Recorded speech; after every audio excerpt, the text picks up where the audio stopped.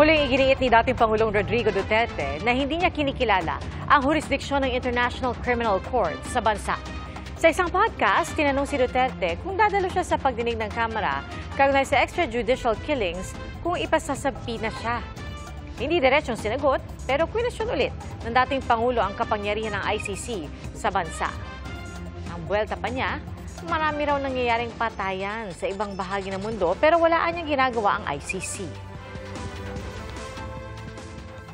Ano yung ICC na yan?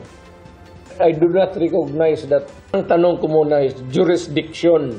Correct. Abogado ako jurisdiction. First question.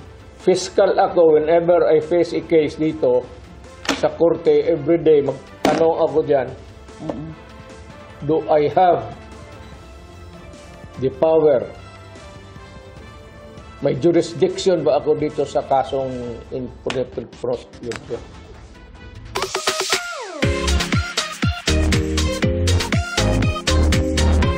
Spotted ang 8 butanding sa Ilocos Norte na tila nakikipagkulitan sa mga mangingisda at dumayo po sa nakabibighaning falls sa Abra. Makibiyahing saksi kay Oscar Oida.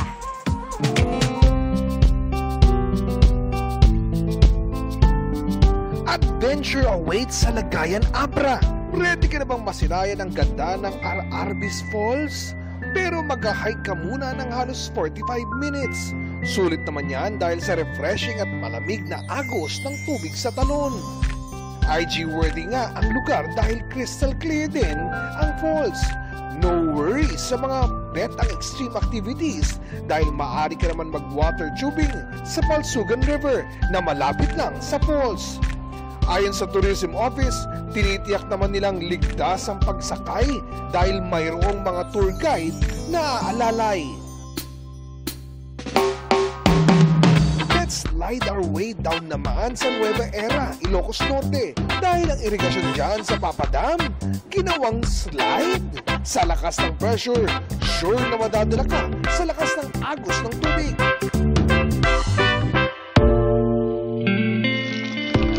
Sa Bangi, Ilocos Norte para sa mga butanding. 8 butanding kasi ang namataan ng ilang residente habang sila'y nangingisda. Nakabantay lang naman ang mga butanding at tila nakikipaglaro pa nga tuwing iniilawan. Ang bonding with butanding na yan, tumagal lang mahigit 30 minuto. Para sa GMA Integrated News, Oscar Oida ang inyong saksi. Nabalot ng makapal at maitim na usok ang 10 bahay sa Cotabato City. Nagsimula ang sunog alas 11 na umaga at naapula matapos ng 1 oras. Patuloy ang investigasyon kung ano ang sanhi ng sunog. Sa sunog naman sa Buena Vista, Agusan del Norte, patay ang isang PWD na 5 taong gulang. Ayon sa residenteng tumulong sa pagresponde, naiwan sa duyan ang bata at hindi na nakalabas. Umalis lang daw ang ama nito para hanapin ang isa pang anak. Nasa trabaho naman ang ina. Mabilis daw pumalat ang apoy lalo't gawa sa light materials ang bahay. Muling nagpasalamat sina EJ Obliana sa lahat ng sumuporta sa kanya. At sabi niya sa Instagram post, hindi iisang event gaya ng Olympics ang susukat sa kanya kundi ang kanyang buong karera. Pangako ni EJ, balik ensayo na siya. Asahan daw na makikitang iwawagayway niya ulit ang watawat na Pilipinas sa global stage. Nag-enjoy din si EJ sa pamamasyal sa Paris kasama ang kasintahang si Caroline. Taos-puso ring nagpasalamat sa mga taga-suporta ang golfer na si Bianca Pagdanganan. Kinapos man daw siya, lumaban daw siya hanggang sa huli.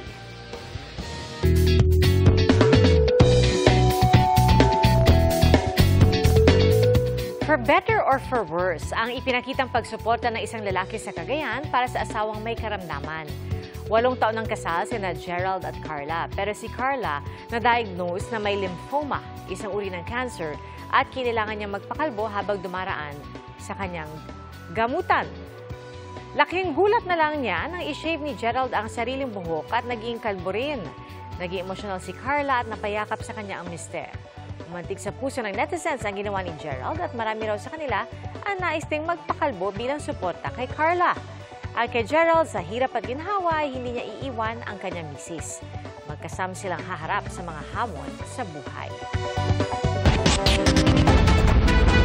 Mga kapuso, salamat sa inyong pagsaksi. Ako po si PR Kanghel para sa mas malaki misyon at sa mas malawak na paglilingkod sa bayan. Mula sa GMA Integrated News, ang News Authority ng Filipino, hanggang bukas, sama-sama tayong magiging saksi!